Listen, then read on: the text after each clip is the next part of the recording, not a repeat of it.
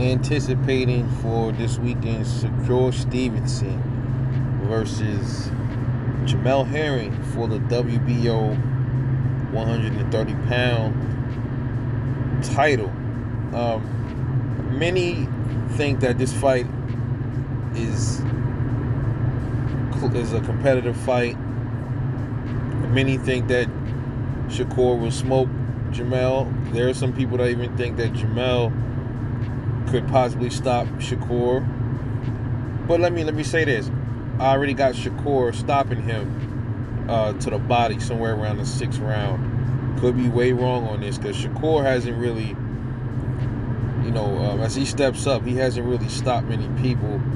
Like I'm talking about just outright stop him. So, but I say that because, Jemel's getting a little older. Sometimes he looks a little gassed. Shakur always looked more fresh. Shakur is definitely greener. But what can Jemel Herring do to win this fight, if at all? Well, one thing he has to do is he can't let him get in his boxing, his rhythm. If you let Shakur box, bro, he's gonna box your ears off. It's just that simple. And if you're somebody that's, Jemel can box himself, but if you're somebody that's like, that's not a real power puncher like that, Shakur ain't gonna have no reason to feel like, he can feel like he can go in and out anytime he feels like it. Like that Nakatila kid,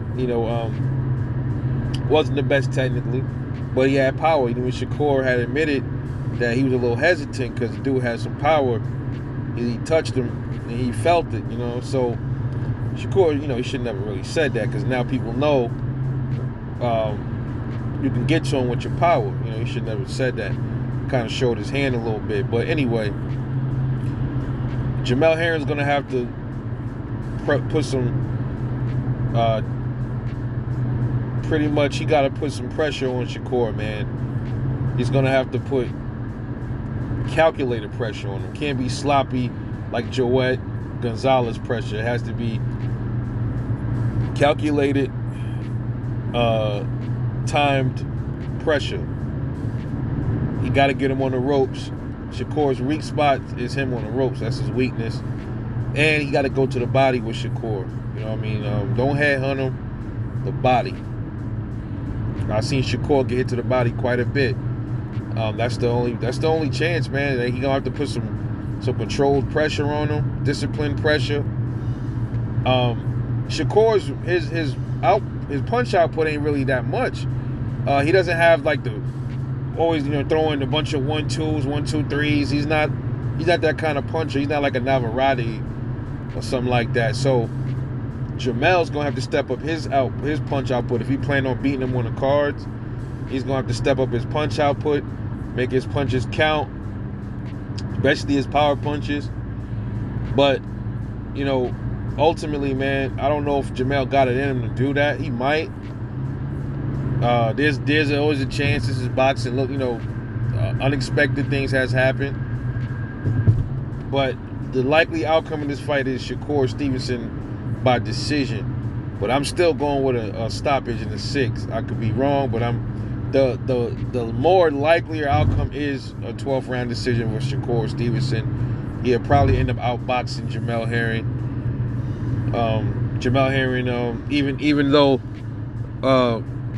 he can box too. He's a good boxer, Jemel Herring, but he's gonna have to pull some dog out of him, really try to go in there and smash and dog Shakur. And that's a tall task because Shakur has some phenomenal defense.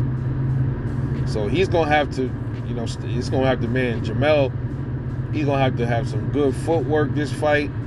His stamina gonna have to be A1. His punch output gonna have to be more than usual. And his aggressiveness is gonna have to be more than usual, man. That's the only way. But if he don't blend those things together, Shakur is gonna win either way. Either stoppage, which is probably unlikely, but even more likely it'll be on the cards. But let me know what you think.